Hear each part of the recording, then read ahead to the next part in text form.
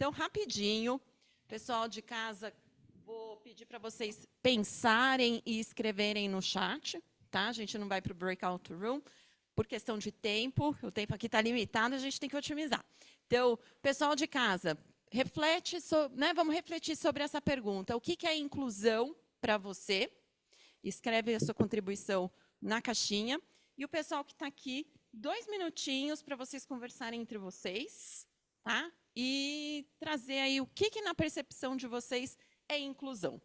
Combinado? 2 minutinhos, bora? Vamos lá. Contado no relógio. Então, aqui, pessoal que está aqui, o que vocês poderiam contribuir da conversa que a gente estava escutando aqui, mas contribuir para quem está em casa sobre o que vocês falaram? Quem que pode compartilhar um pouquinho? Teve o líder da gangue. Eu tenho 2 aluninhos, eles não escutam, eles são gêmeos, eles não escutam. Um não escuta do ouvido direito, o outro do esquerdo. E é maravilhoso porque, mesmo nisso, eles são o chefe da quadrilha da turma deles. Porque criou-se um ambiente tanto de não criar diferença, que eles tomam bronca igual, eles fazem tudo igual, e a turminha vai atrás deles porque eles não veem diferença. É mais nesse sentido. Legal, muito bom. Mais alguém gostaria de contribuir aqui? Não?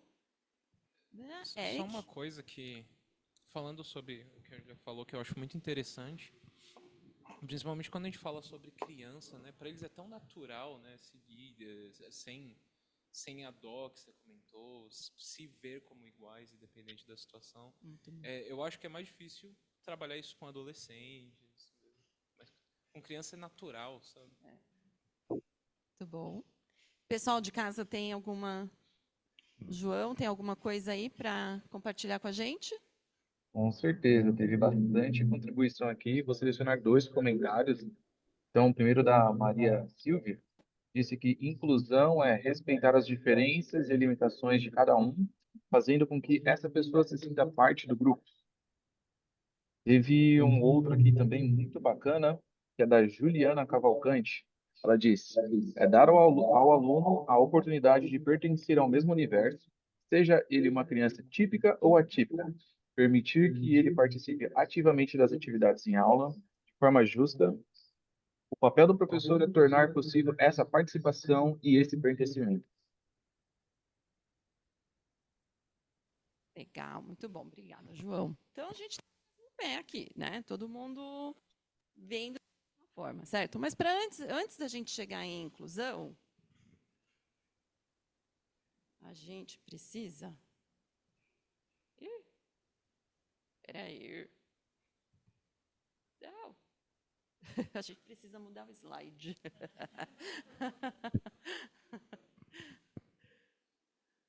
É um mistério isso. Foi? Olha lá, o mistério. Então, para que haja inclusão, o que a gente precisa lembrar? O que a gente precisa ter sempre em mente? Que tem diversidade. A gente não é igual, né? Já dizia a minha mãe. Não sei a mãe de vocês, mas a minha mãe falava, você não é igual a todo mundo. Não é? Então, quando a gente fala de diversidade, é isso. A gente tem que sempre lembrar que somos únicos, né? Claro que existe ali leis que fazem com que todos sejam iguais, mas a gente, na nossa individualidade, cada um é cada um, certo? E aí, diversidade é a definição mais técnica aí, diferentes condições étnicas e culturais, desigualdades socioeconômicas, relações discriminatórias e excludentes. Tudo bem? Até aqui, estamos no mesmo pé, certo? Concordamos. E aí, né, vem Paulo Freire, Paulão, que diz que a inclusão acontece quando se aprende com as diferenças e não com as igualdades. No mundo ideal, ou será que no mundo real a gente consegue pensar isso? Fala, João. Tiago, vem, Tiago. Oi, bom Oiê. dia. É, Tamara, uma coisa importante que você falou é sobre a legislação, né? que no artigo 5º, nós somos iguais perante a Constituição, só que o princípio de igualdade que ele utiliza é o aristotélico, na própria legislação. Então, isso significa que nós somos iguais, sendo tratados de forma desigual, de acordo com as nossas desigualdades. Ou seja, Exato. se uma pessoa não tem as chances de competir de igual para igual com os outros, ela vai receber apoio tanto na legislação para que ela se equipare o máximo possível. Então, nós somos tratados de igual nas nossas igualdades, mas de desigual nas nossas desigualdades, e isso também é igualdade pela legislação. Então, na lei, Exato. eu acho legal ter isso em mente também. E é um ponto super relevante. E a inclusão, ela é política. Existe aí, né, a gente tem que trazer a questão política para essa discussão. Não vamos entrar nela, porque senão a gente vai ficar aqui até sexta-feira falando só sobre isso. Mas o que ele trouxe é muito relevante. E aí, já pegando o gancho no que ele trouxe, a gente pega aí a perspectiva de leis no Brasil, como é que foi se desenvolvendo. A inclusão vem de uma discussão desde a década de 60.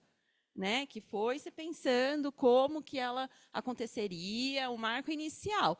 E aí, na sequência, veio o Estatuto da Criança e do Adolescente, o Plano Nacional de Educação, veio o ONU, né, isso só para mencionar algumas. Né? Então, só para trazer essa perspectiva aí. E, assim, essa linha do tempo, ela vai, cada dia que eu for atualizando, eu vou colocar uma coisa nova, porque eu já estava vendo as notícias agora de manhã, já tem atualização aí do que o Tarcísio quer fazer em relação aos assistentes de sala de aula. Então, é o tempo todo. Né? Uma discussão que está cada dia mais em alta, acontecendo. E, de novo, tem uma perspectiva política aí, né, permeando a inclusão no Brasil. No Brasil, pessoas com deficiências, tem essa definição aqui, são aquelas que têm impedimentos de natureza física, mental, intelectual ou sensorial, os quais, em interações com diversas barreiras, podem obstruir sua participação plena e efetiva na sociedade com as demais pessoas. Tá? Pontinho de atenção aí, né? Porque a gente tem uma série de categorias dentro das pessoas com deficiência. E a discussão está em alta também, está se tendo uma discussão até, vou fazer um link aqui, porque a gente vai falar sobre o TEA, o transtorno do espectro autista, tá? Ele faz parte do PCD, né? Pessoas com deficiência autista, os TEA, né? Quem tem transtorno do espectro autista, se enquadra na lei do PCD, e o TEA ele é dividido em graus. Né? Tem o grau de suporte 1, grau de suporte 2, e há uma discussão atual querendo tirar grau de suporte 1 do enquadramento do PCD. Isso tem um impacto no que a gente faz na sala de aula, em como a gente vai abordar, trabalhar com esses alunos. Então, né, lembra, eu falei, a lei ela vai mudando ali, né, constantemente. E essa é a discussão, uma das mais recentes aí sobre isso. Deficiências tem as visíveis e as invisíveis. As invisíveis podem ser identificadas pelo cordão do girassol. É uma identificação internacional para deficiências ocultas, né, que são aquelas que a gente, ao olhar, não consegue identificar. Então, o transtorno do espectro autista entra, hiperatividade, pessoas com quadro de surdez também podem usar, porque às vezes não tem um aparelho auditivo, então pode usar o cordão. E também, para o autismo, tem o cordão do quebra-cabeça. Pode usar os dois, tem um que é dupla face, né? De um lado é o quebra-cabeça, do outro é o girassol. É a deficiência oculta, né? Aquela que a gente não consegue identificar, qualquer uma. Não, né? Qualquer uma. E aí, do quebra-cabeça é para o autismo. E aí tem cordão que é dupla face. Tem o girassol de um lado e o quebra-cabeça do outro. Né? E PCD. Então, se você está numa fila do supermercado e tem uma pessoa com cordãozinho, ela tem preferência na fila. Né? Tem desconto para quem está acompanhando. Tem uma série aí tem placa do carro, uma série de coisas. Mas nem tudo são flores. Né? Nem tudo são flores, infelizmente. E aí, o ano passado, conversando com algumas escolas e professores, eu pedi para eles trazerem alguns relatos de como que eles enxergavam a inclusão na escola, como que isso estava acontecendo, quais eram os obstáculos que eles estavam enfrentando. Então, eu separei aqui alguns dos comentários feitos. Então, uma questão é o material adaptado. Né? Então, o professor disse lá, não existir material adaptado é uma grande dificuldade. Eu costumo adaptar a maneira de aplicação da atividade e, quando possível, adaptar o material. A maior dificuldade que encontro é não ter auxiliar em sala de aula. A adaptação do conteúdo, material, se for o caso, material complementar, maior atenção ao aluno ou aluna por parte do professor durante as aulas, reunião com a coordenação e família. Mais coisa, os relatos, eles rendem bastante.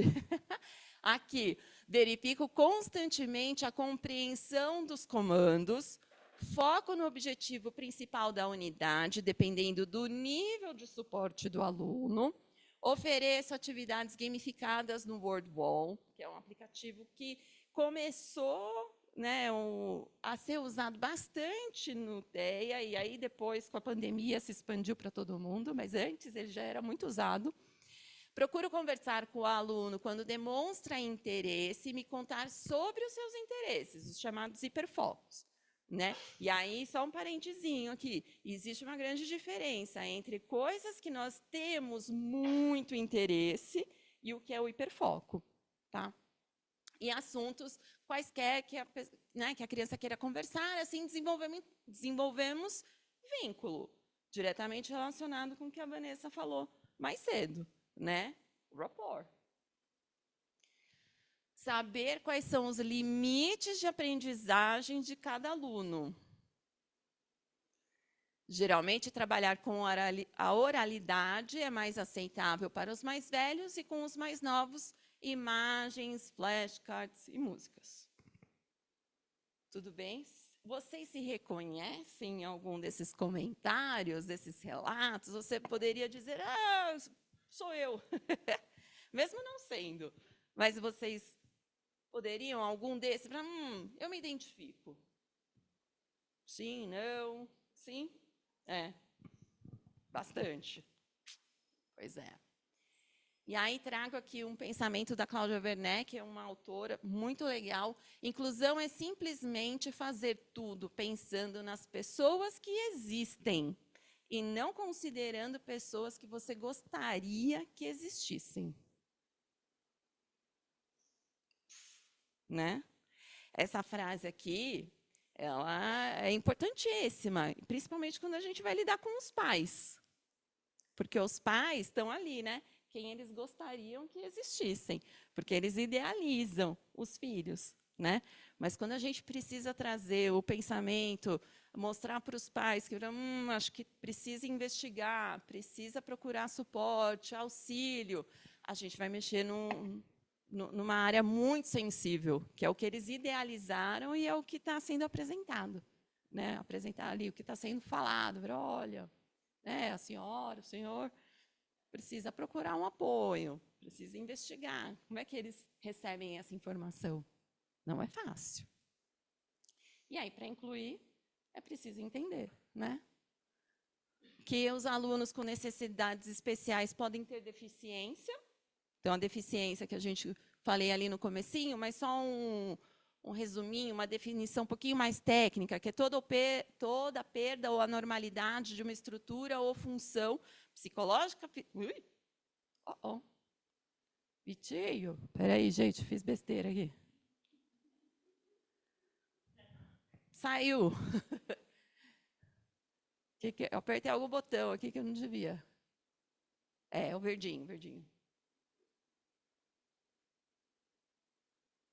Eu minimizei a tela? É, aí.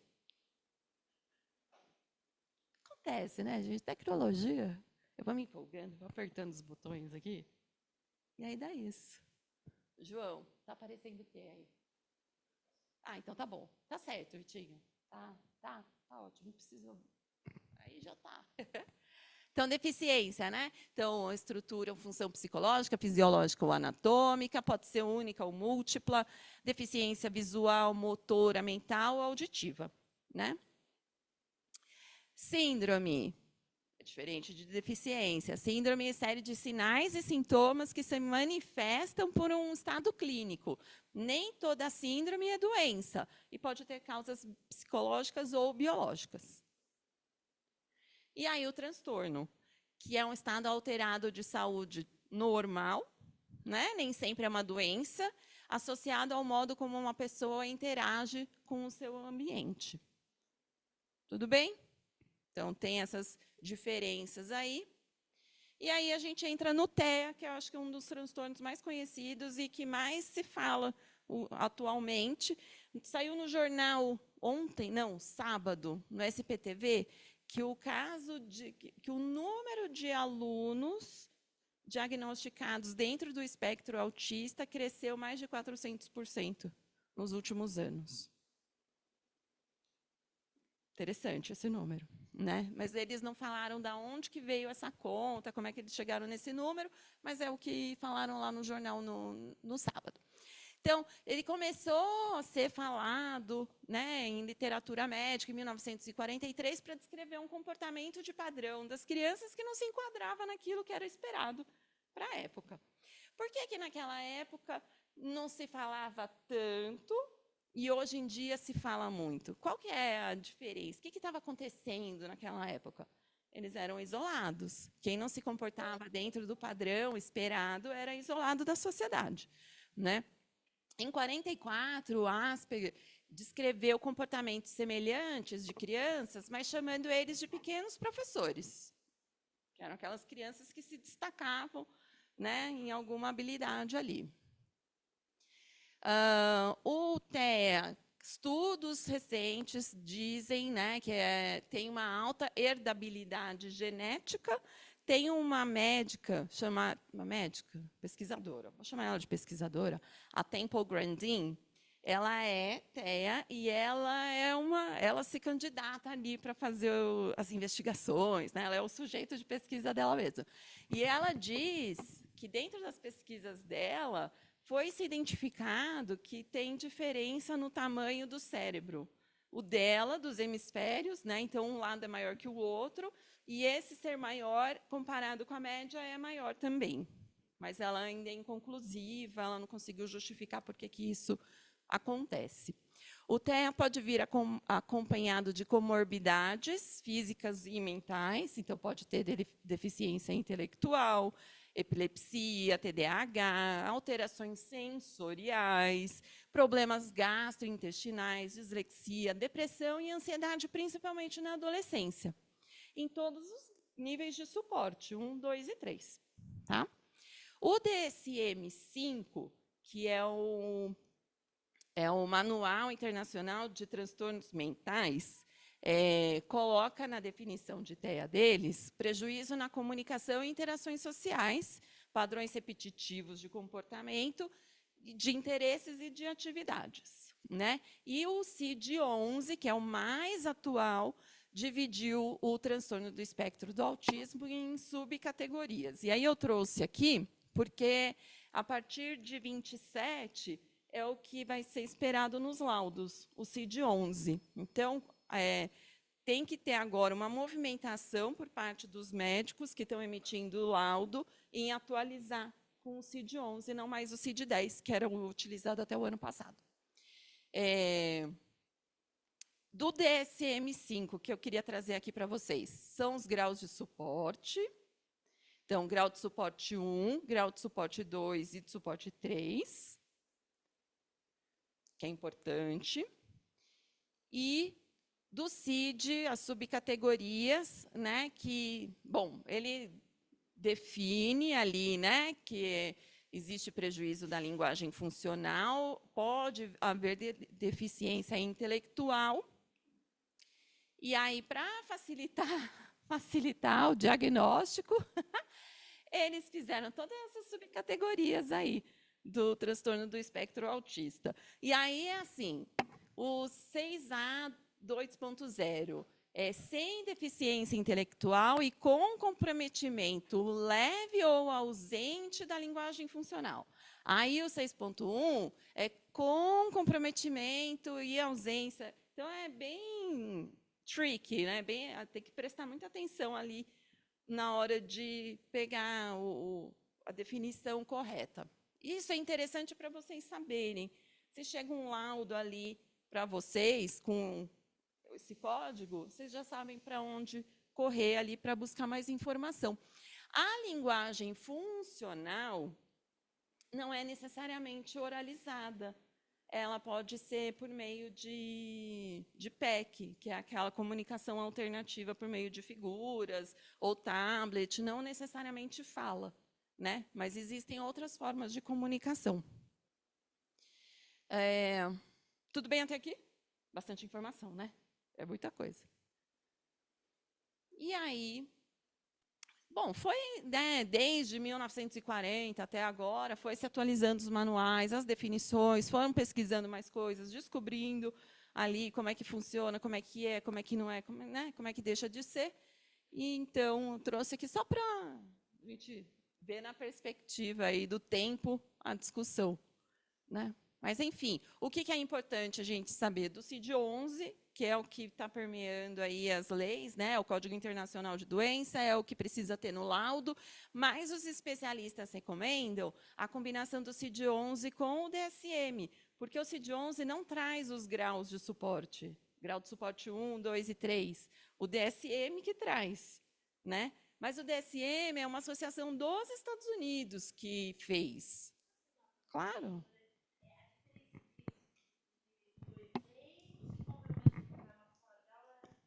Vou mostrar. Vamos lá. Então, as características gerais, né? Então, pode ser que tem... Pode ser. Já vou me explicar por que o pode ser. Que tenha dificuldades em entender expressões faciais e emoções. Em tempos de botox, fica mais difícil ainda, né? Porque quem tem...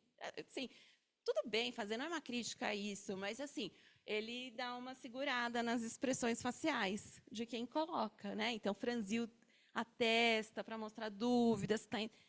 Não acontece tanto. Imagina quem está no espectro olhando uma pessoa que não expressa mais as emoções como uma pessoa sem. Vocês entendem o que eu...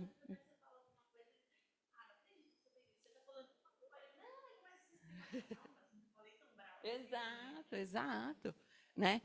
Dificuldade nas relações interpessoais. Então, a criança que tende a se isolar do que ficar ali no grupo. Comportamentos repetitivos. Então, às vezes, assim, o que é observado, mas não é uma regra, é objeto circular, redondo, e ficar...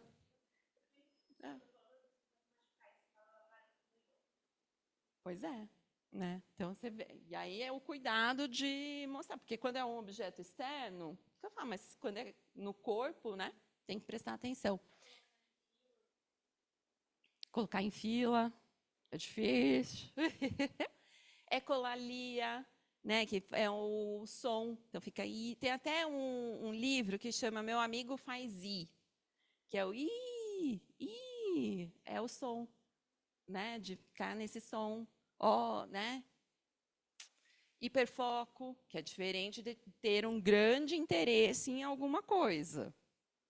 Desregulação, pode ser uma desregulação por causa de sons externos, por causa de luz, por causa, né, muitas pessoas num lugar só, qualquer coisinha que às vezes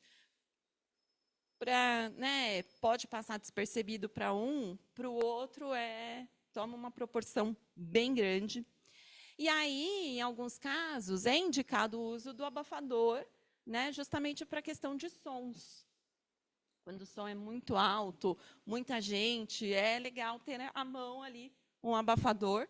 Tomar cuidado com volume, com luzes, com cartazes pela sala, porque aquela poluição visual, a identificação ali na sala pode ter um impacto que a gente não imagina, né? E aí, só para mostrar aqui, números. Em 1970, era 3 para cada 10 mil pessoas. Em 24, nos Estados Unidos, era 1 para 36. Então, a cada 36 pessoas, uma está dentro do transtorno. Vou ficar nas pontas, tá? Bom, por que isso está acontecendo? Por que tem mais e mais casos? Porque é 1 para 36? Porque é um aumento de 400%? O que está acontecendo? Maior acesso ao conhecimento e serviços médicos, né? A gente vê aí um boom, né, de neuropsicólogos, neuropediatras, neuropsicopedagogo, um monte ali estudando cada vez mais sobre o TEA. A identificação precoce, a mudança nos critérios de diagnóstico, a pressão da indústria farmacêutica, a adoção de um conceito mais amplo de TEA e aumento da incidência ao longo das décadas, né? Então, o diagnóstico tardio, né?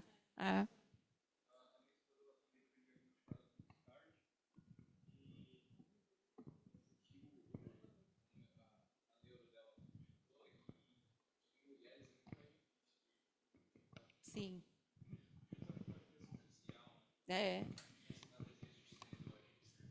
Exato. Sim. E tem o que é chamado de masking, né? Os sintomas de menino e menina são diferentes, né? A incidência é diferente e o que se fala muito é de masking, que é mascarar os sintomas justamente por isso, porque a mulher é ensinada algumas coisas e os meninos não necessariamente, e a mulher aprende a guardar, né? A reter.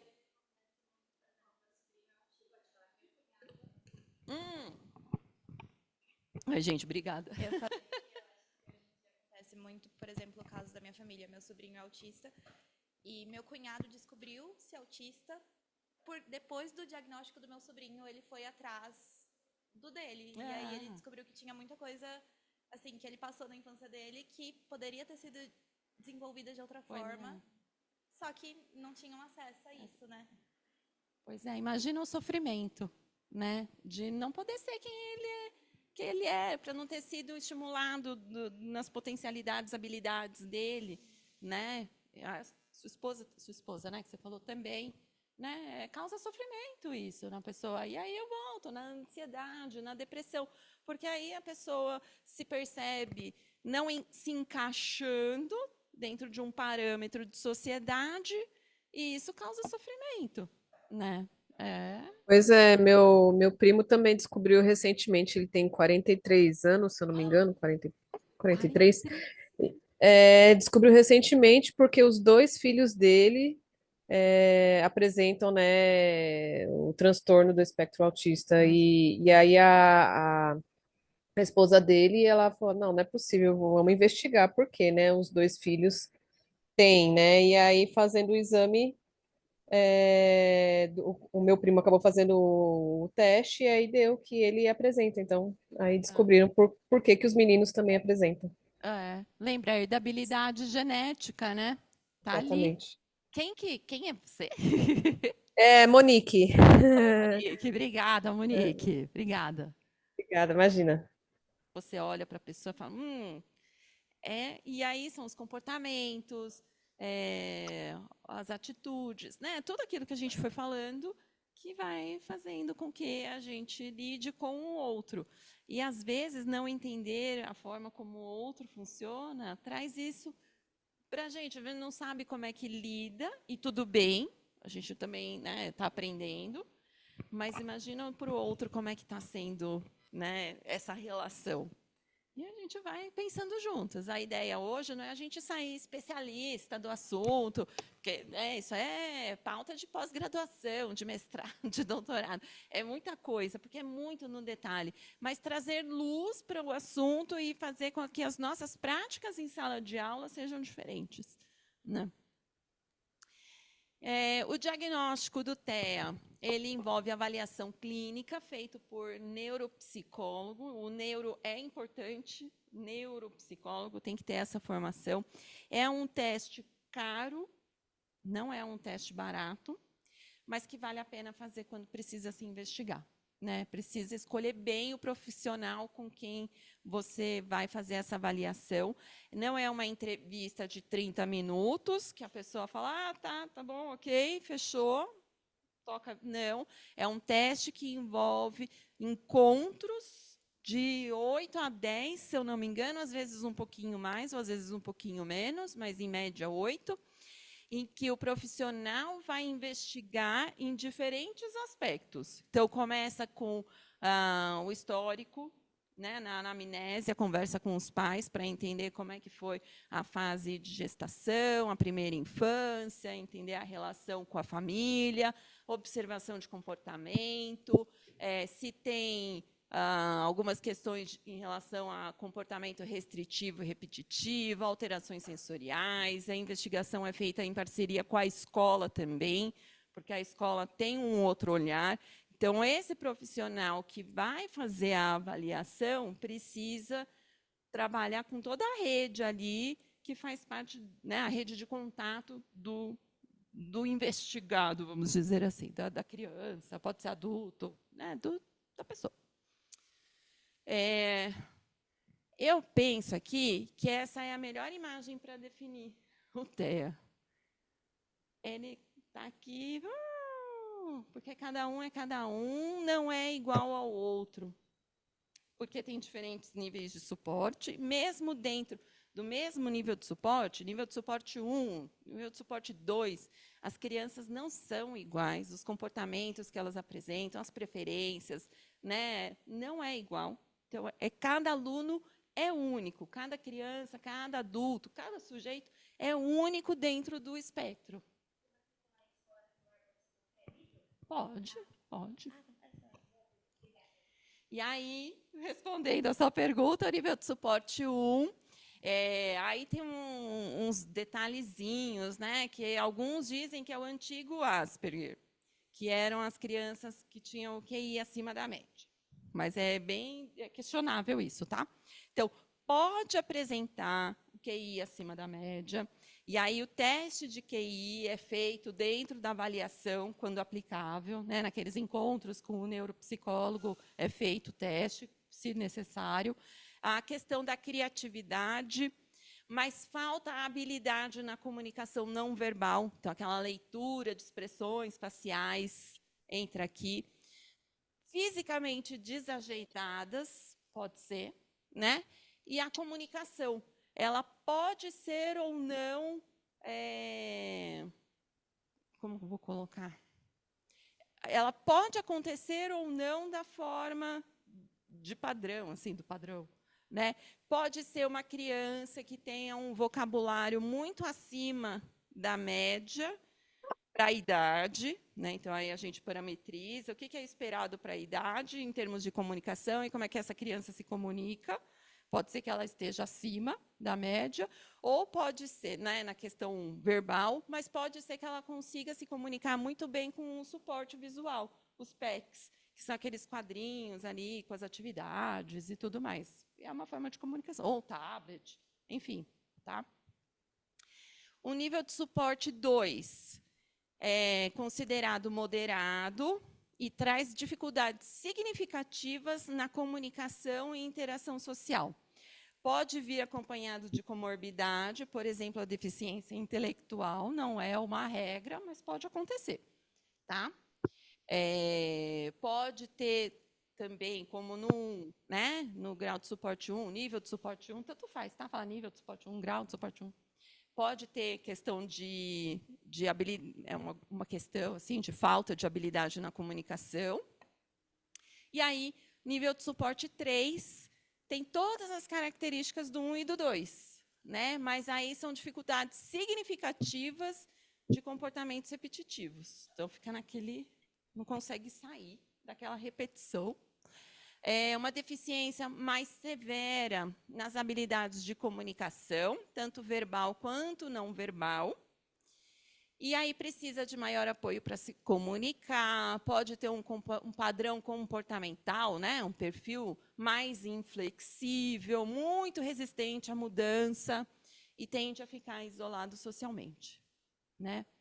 Tem uma influencer, ela chama Carol Autistando. Vale a pena seguir, ela é nível de suporte 3, mas ela se comunica bem por escrito.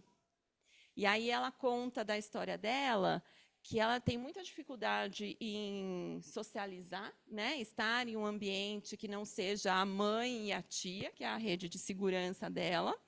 Ela tem algumas questões de inflexibilidade ali em relação a comportamento, comida, o jeito que ela dorme, o detalhe do detalhe, mas ela se comunica por escrito muito bem. Então, ela usa isso a favor, né, dela, né, trazendo aí os relatos de vida dela no Insta. Acho que no TikTok eu não sei se ela está, mas no Insta ela está. É bem legal seguir, porque você vai lendo, você vai entendendo que cada um funciona de um jeito, né? Não tem um padrão, não tem uma regra. Ah, todos têm seletividade alimentar. Não necessariamente, né? Pode ser, mas nem todos. Aí, quando a gente fala do nível de suporte 1, pode ser, né, ao apresentar o QI acima da média, que tenha a comorbidade de superdotação ou altas habilidades. Até aqui tudo bem? Eu já vou engatar aqui. Então, não é necessariamente que aconteça, pode ser, né, uma comorbidade ali, que é o alto nível de inteligência. Mas, gente, aquilo do Luciano Huck lá é tudo conversinha, viu? Porque é a capacidade de memorização das crianças. Né? Tá, sabe aquele programa lá do Luciano Huck, que tem as crianças, que ele fala que tem altas habilidades? É só a memória ali que eles estão testando, porque eu acho que eles são expostos antes para depois falar. Né? Tirando a parte de matemática, talvez. Mas, enfim, alto nível de inteligência, de talentos e habilidades que são evidenciadas ali em diversas áreas. Pode ser uma aptidão acadêmica, pode ser um pensamento criativo ou produtivo, pode ser que isso venha em capacidade de liderança, ou um talento especial para artes, ou uma capacidade psicomotora. Não necessariamente a criança de altas habilidades se destaca em tudo. São áreas que ela tende a se destacar mais do que a média para a idade. E aí, na soma do teste, porque é feito um teste, né, o teste de inteligência, aí na soma de cada uma dessas habilidades se chega no QI, e aí pode ser que esteja acima ou não da média para a idade, porque é tudo parametrizado, né? Ou pode ser que em algumas áreas a criança se destaque mais, mas não necessariamente ela no total tenha altas habilidades. Deu. É bem relativo, mas na soma, o que importa é a soma.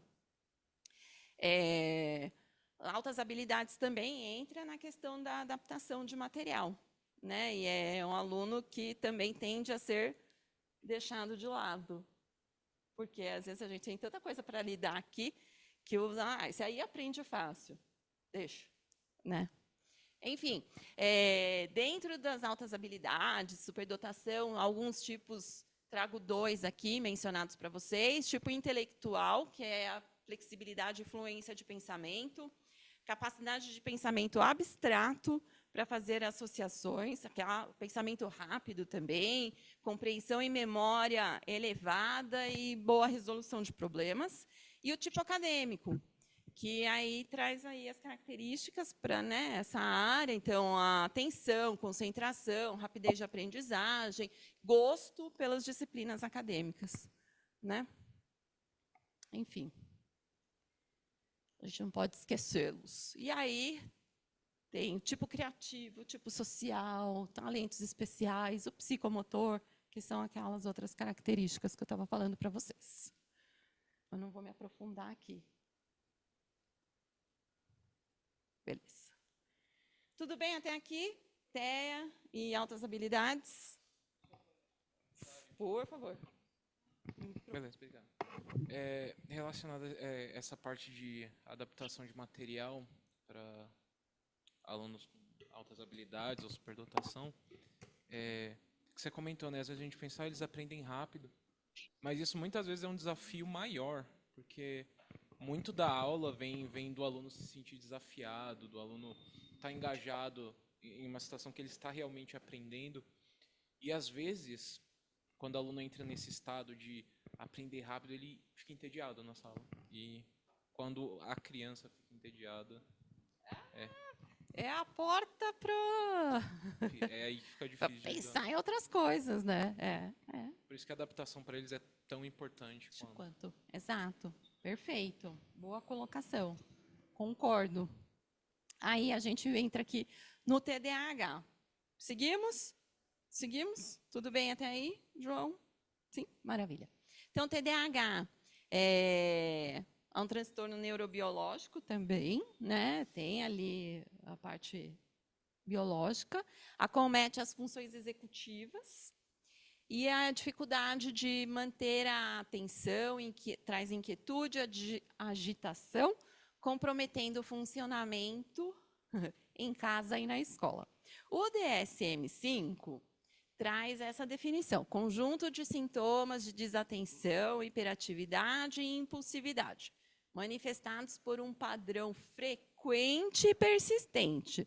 Então, a gente tem que separar aqui aquela criança que é agitada, né, que faz muitas atividades, né, vai para a escola, faz balé, faz judô, faz inglês, faz natação, faz não sei o que lá, é um monte de coisa para a criança fazer, aí quer que a criança chegue em casa e desliga, né? Não, a criança está ligadona ali, de tanto estímulo. Isso é uma coisa. Do que a criança que traz esses sintomas de forma frequente e persistente, né? Então, o excesso de agitação, inquietação, a falta de autocontrole, a fala em demasia, às vezes, né, interrompendo os outros, e responde antes da pergunta, né, já está antecipando. Aí é importante ver com que frequência que isso acontece, se está respondendo o que foi perguntado, enfim, né, os impactos sociais disso. O impacto social é muito grande, né?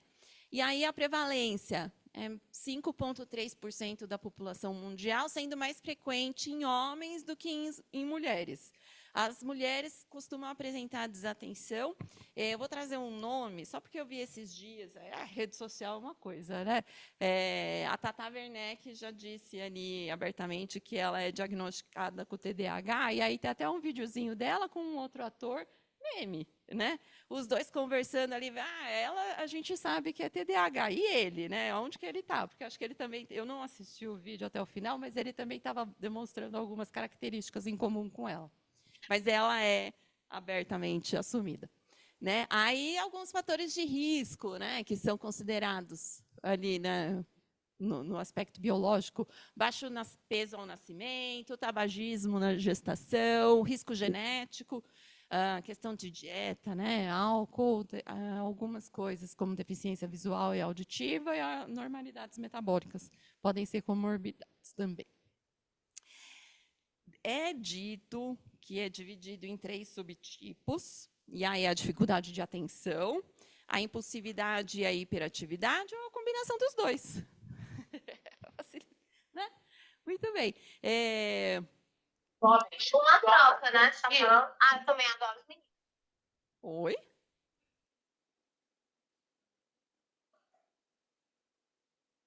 Sim, não? Não? Seguimos. Para o diagnóstico acontecer, é necessário que pelo menos 2 sintomas, que os sintomas estejam presentes em 2 ambientes, na casa e na escola. né? Não dá para chegar na escola, na reunião com os pais, com a coordenadora, mas ele é tão diferente em casa, ele não faz nada disso em casa, né? Precisa ser conversado abertamente. E os pais tendem a fazer isso, é mais forte do que eles, né? Às vezes não é de propósito, não, mas os pais tendem a falar, mas em casa é um anjo, em casa ele não faz nada disso, né? Então, aí é a conversa, é investigar, é fazer as perguntas, escutar, e aí vai achando as brechas para entender o que está acontecendo. E aí, esses sintomas, né, precisa observar se está causando prejuízo na vida social, na vida acadêmica ou profissional da pessoa. Também tem muito adulto sendo diagnosticado tardiamente dentro do transtorno, né, de déficit de atenção.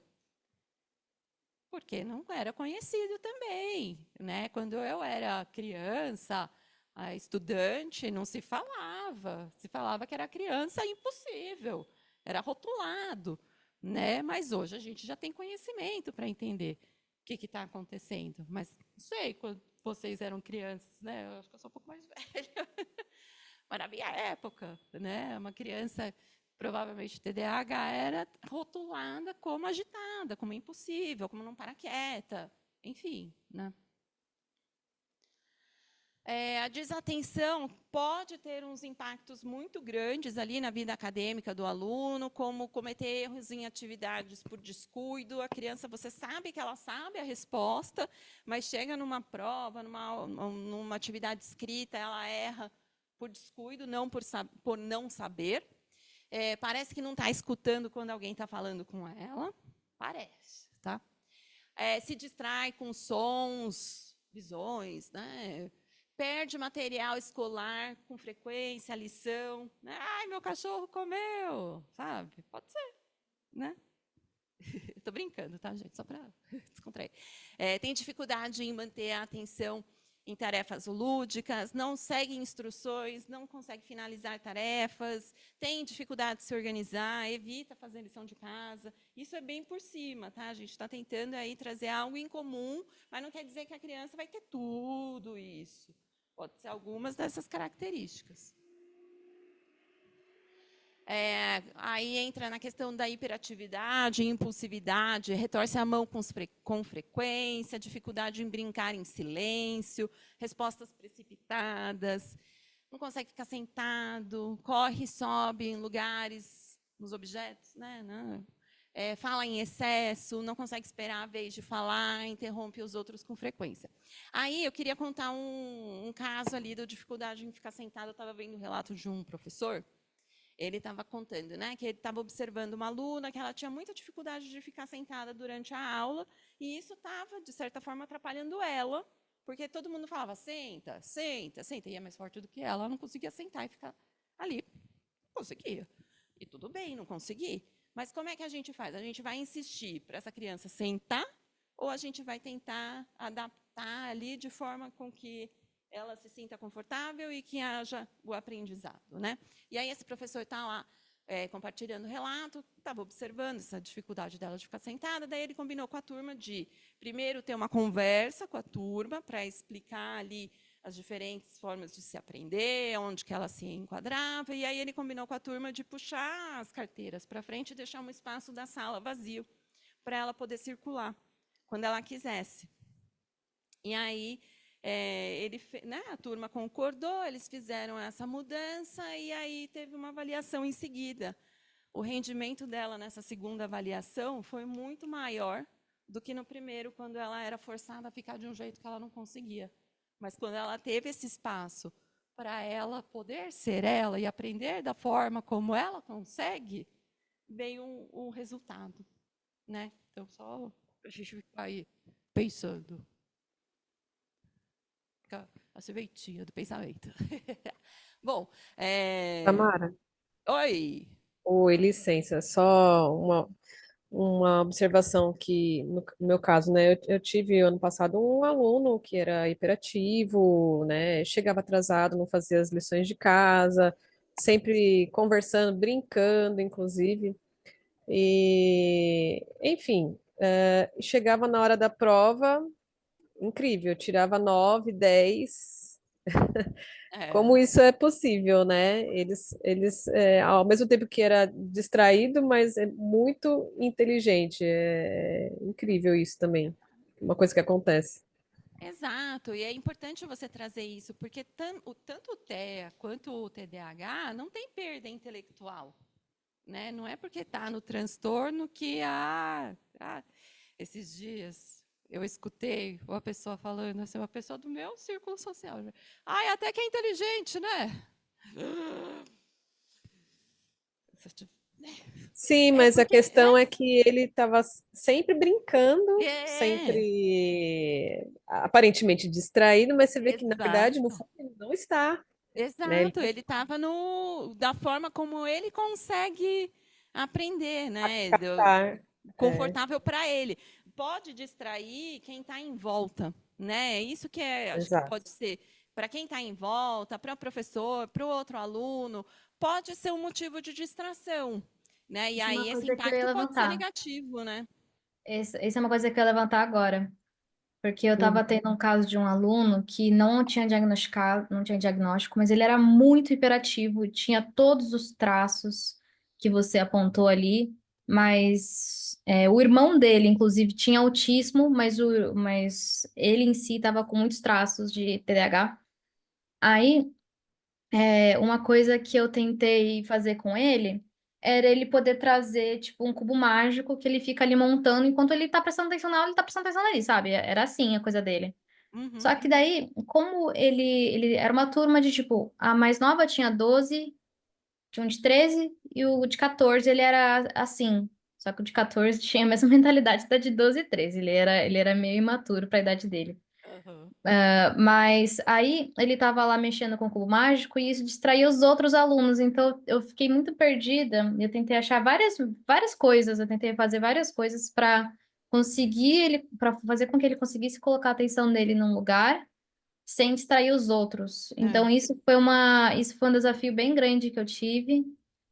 E no começo, quando eu não tinha me tocado, era coisa de levantar e decidir escalar a janela, sabe?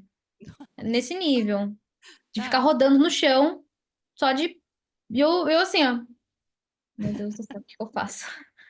Mas depois eu fui aprendendo a lidar com ele, mas é uma coisa que esse ponto que eu ia levantar, que às vezes a gente tenta ajudar e às vezes pode acabar dificultando a aprendizagem da maioria. Então, é muito importante a gente tentar achar um bom meio termo, que a pessoa consiga extravasar a energia dela, só que de um jeito que não distrai os outros. Eu acho que esse é um dos maiores desafios que eu tive, e com certeza eu vou continuar tendo, porque outros casos vão aparecer que nem desse rapaz, desse menino, mas é um ponto muito importante a ser pensado.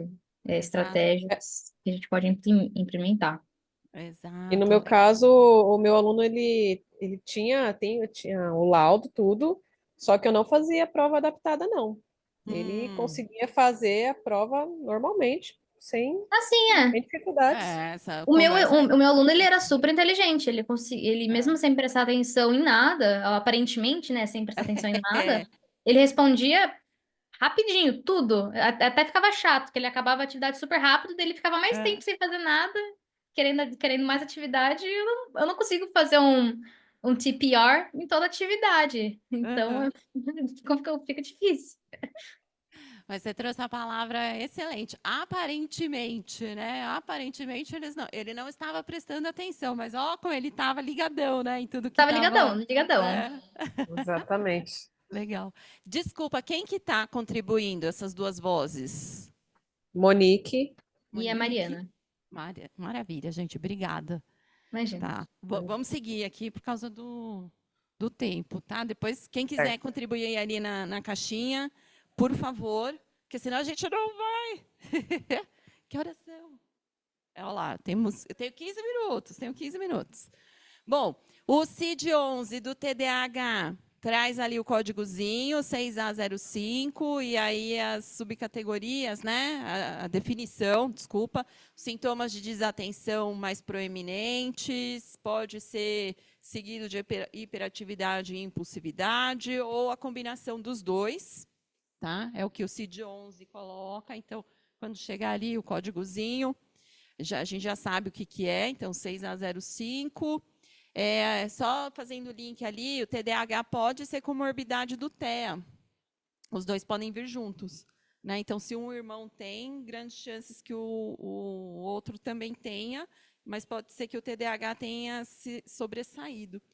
As crianças com TDAH são frequentemente rotuladas como desligadas, desmotivadas, sem força de vontade, bagunceiras, desorganizadas, mas é a forma como elas funcionam.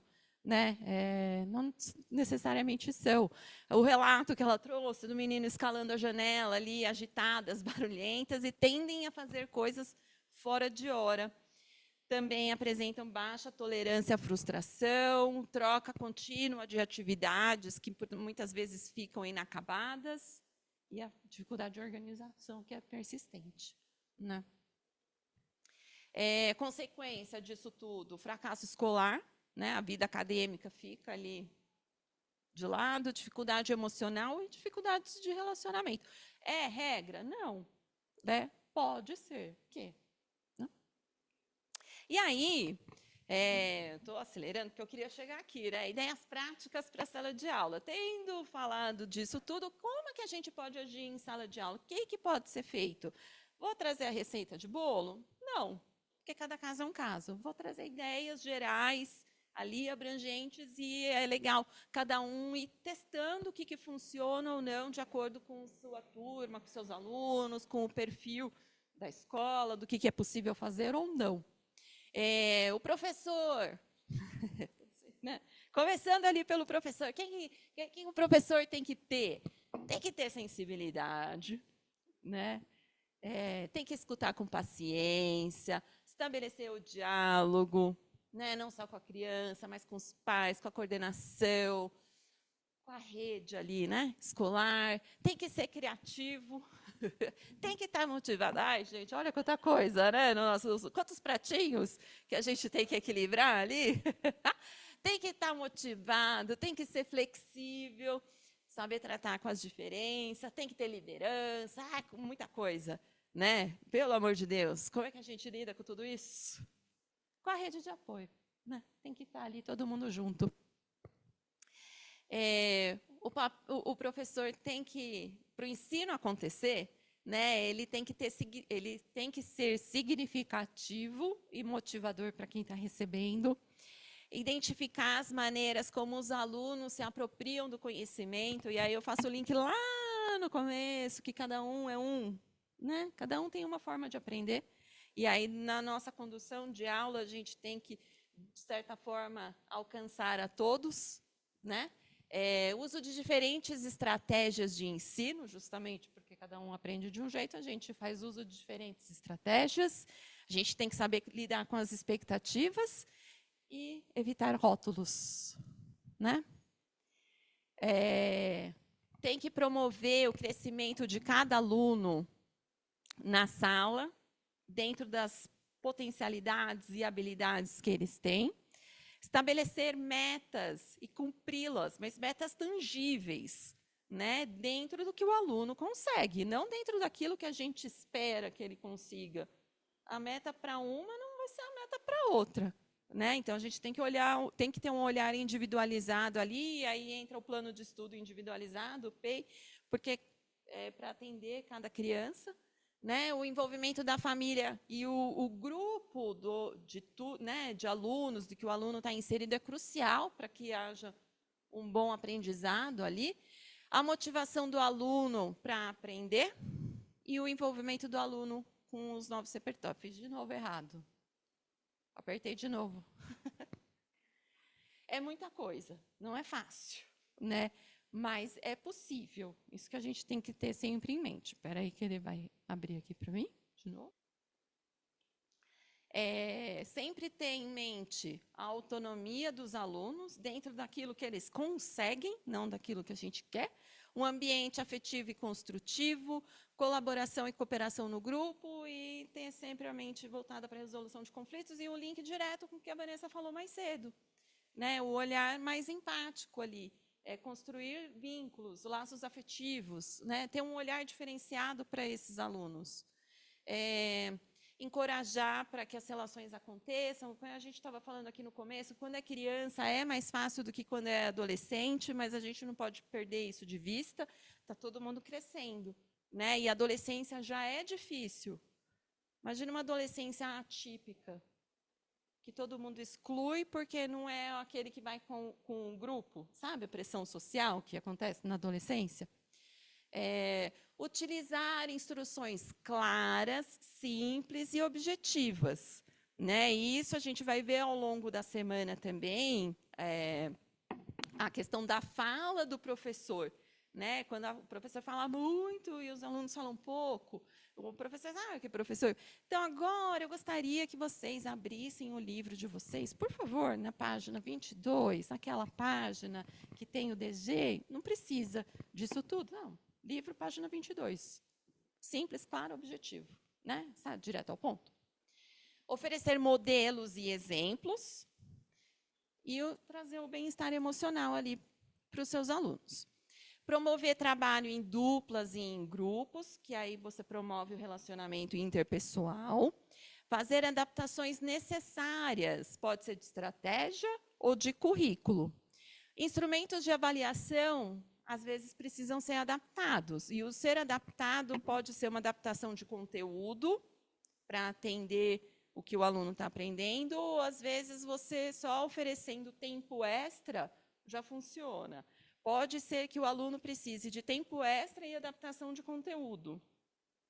Pode ser que a sala extra, né, fazer fora da sala de aula ali, que a criança fica sozinha, também ajude, né, mas faz a prova, a avaliação igual dos outros alunos. Cada caso é um caso, né? E aí vale a conversa com o neuropsicólogo que avaliou o aluno para entender aonde que esse aluno se encaixa, se precisa de adaptação de conteúdo ou só o tempo extra, ou a sala extra, sem tempo extra, né? Então, todo esse cenário aí. Às vezes, não dá para fazer isso na escola. Então, precisa conversar, entender o cenário que vocês estão inseridos, para ver o que é possível ser feito.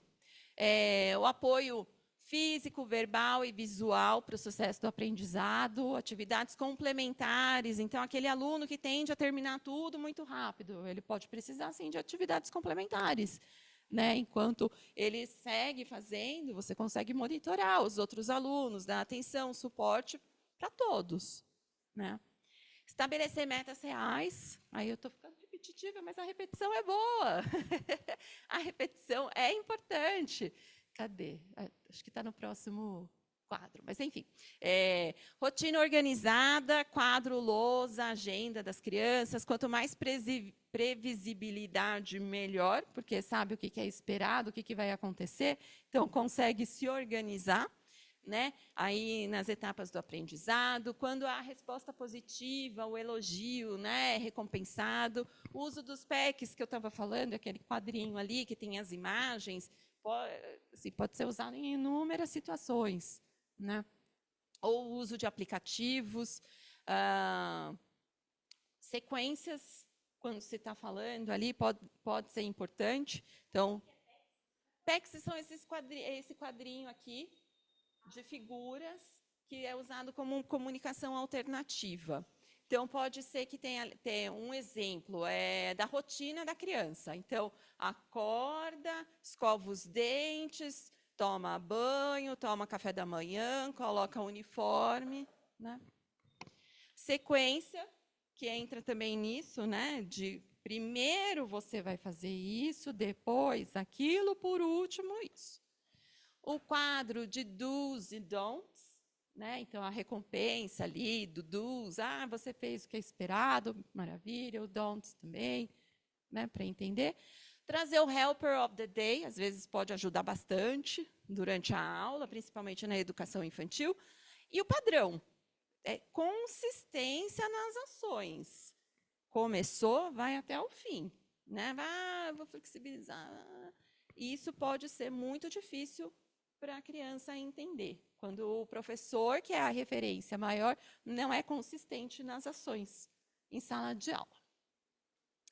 TPR pode ajudar bastante, né? Nos casos ali, TDAH também. Listening activities, então, canções, a rima, porque é repetitivo, né? A gente escuta várias vezes ali. Speaking, para o aluno que se enquadra ali nas altas habilidades, ter a capacidade, né, trazer a argumentação ali para você manter a conversa com essa criança, linguagem corporal, gestual, o lugar do aluno, onde ele senta, é importante pensar nisso. Se vai sentar perto da janela, da porta, é a criança que não consegue se concentrar, vai distrair, ela vai ficar mais ligada lá fora do que dentro, então talvez não seja o melhor lugar, né? Às vezes, mais tempo para a execução das tarefas, o espaço físico é importante e respeito às regras, né? Bom, deixa eu ver. A escola tem que ser um lugar de promoção da cultura dos alunos, da pluralidade dos comportamentos e das diferenças. É o espaço de construção do conhecimento, desenvolvimento do pensamento crítico, tem que trazer acolhimento, respeito e o convívio com a diversidade, né? Esse é o ambiente escolar. O ambiente escolar que essas crianças estão inseridas traz tudo isso. Para a adaptação acontecer, nem sempre é preciso desenvolver um novo currículo, né? Mas é preciso de um plano de estudos individualizado, considerando as habilidades de cada criança. Tem que atender todos os alunos. É o pensamento assim, é o que vai aprender, como vai aprender e quando vai aprender. E aí, consequentemente, como é que vai ser feita a avaliação desses alunos. Os desafios são importantes, mas eles precisam ser tangíveis, né? E alinhar sempre a expectativa com cada caso, porque cada um é único. Aí tem aquele círculo ali, é o Golden Circle, ele serve para muitas coisas, né? Mas é só para a gente sempre lembrar por que a gente está fazendo, como que a gente vai fazer e qual que é a intenção, o que a gente vai fazer, né? E volto ali, os alunos não devem ser rotulados, né?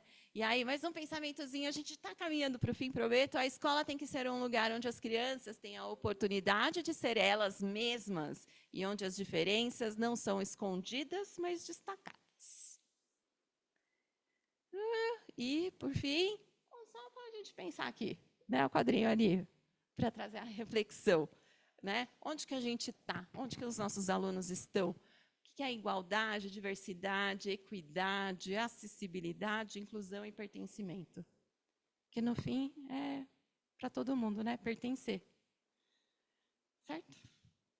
Maravilha. Então, dito isso, tudo isso, é uma pincelada, é para trazer uma reflexão, uma luz, mas é uma pauta aí que se estende. Quem sabe ao longo do ano a gente fale mais sobre isso, não sei, vamos ver. Certo? Volto lá, claro. Imagina, obrigada a vocês. Obrigada a vocês, obrigada ao pessoal que está em casa. Desculpa ter sido rápido, não deu tempo de interagir muito, mas é muito assunto. A conclusão, tudo que a gente tem falado, né? Sempre entender para quem que a gente está ensinando, como que a gente vai ensinar e o que a gente vai ensinar. Não há saber mais ou menos. Há saberes diferentes. Ai, é Paulão, né? Obrigada, gente.